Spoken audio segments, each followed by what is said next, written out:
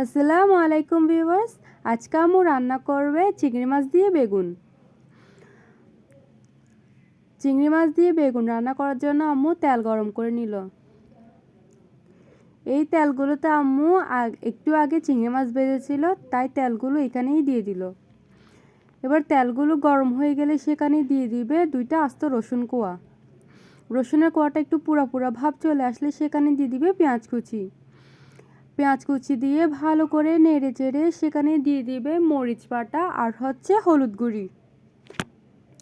মরিচ বাটা আর হলুদ গুঁড়ি দিয়ে ভালো করে নেড়ে চেড়ে তেলের সাথে কষিয়ে নিবে, যাতে পেঁয়াজ মরিচ এবং হলুদের কাঁচা গন্ধটা দূর হয়ে যায়।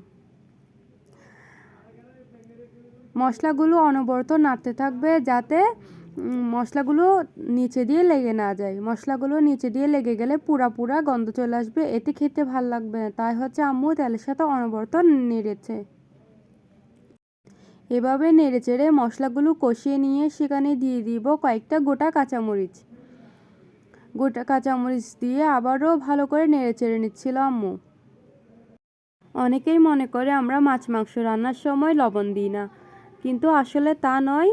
আমরা মাছ মাংস যেটাই রান্না করি না কেন আগেই মাছ বা মাংসের সাথে লবণটা ভালো করে মিশিয়ে রাখি, যাতে খাওয়ার সময় মাছ বা মাংসটা পানসে টাইপের না লাগে, লবণটা মাছ বা মাংসের মধ্যে ঢুকে যায়। মশলাগুলো ভালো করে কষে গেলে সেখানে দিয়ে দিবে আগে থেকে নুন হলুদ দিয়ে মেখে রাখা চিংড়ি মাছ। নুন হলুদ দিয়ে মেখে রাখা চিংড়ি মাছ দিয়ে ভালো করে নেড়ে চেড়ে নিচ্ছিল। আর চিংড়ি মাছের মধ্যে যে পানিগুলো ছিল ওগুলো দিয়ে দিয়েছে, যাতে মশলাগুলো নষ্ট না হয়, মশলাগুলো মাছের সাথেই থেকে যায়। এবার ভালো করে নেড়ে চেড়ে নিয়ে চিংড়ি মাছগুলো কষিয়ে নিবে।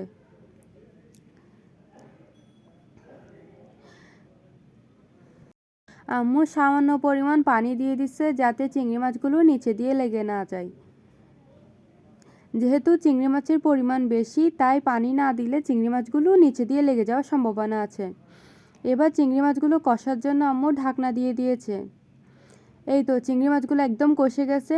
চিংড়ি মাছকে অতিরিক্ত কষানো যাবে না, কারণ চিংড়ি মাছ অতিরিক্ত কষে গেলে সেটা রাবারি টাইপের হয়ে যাবে, তাই চিংড়ি মাছ খেতে ভাল লাগবে না। তাই চিংড়ি মাছ একটু কম সময় কষিয়ে নিলে ভালো হয়। চিংড়ি মাছ ভালো করে কষে গেলে সেখানে দিয়ে দিবে পানি। বেশ কিছু পরিমাণ পানি দিয়ে ঢাকনা দিয়ে দিবে।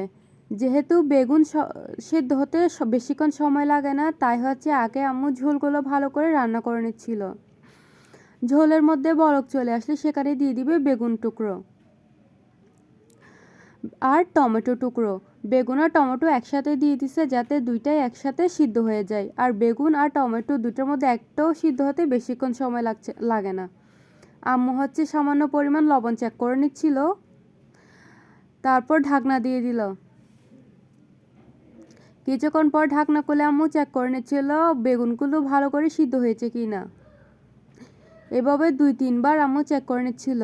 এখন বেগুনগুলো একদম ভালো করে সিদ্ধ হয়ে গেছে, তাই আম্মু উপর দিয়ে ধনেপাতা ছড়িয়ে দিচ্ছিল। ধনেপাতা ছড়িয়ে আবার কিছুক্ষণ নেড়ে চেড়ে ঢাকনা দিয়ে দিব, যাতে ধনেপাতার ফ্লেভারটা ঝোলের সাথে মিশে যায়। এভাবে বলক চলে আসলে ঢাকনা দিয়ে কিছুক্ষণ চুলার মধ্যেই রেখে দিব। আল্লাহ হাফেজ।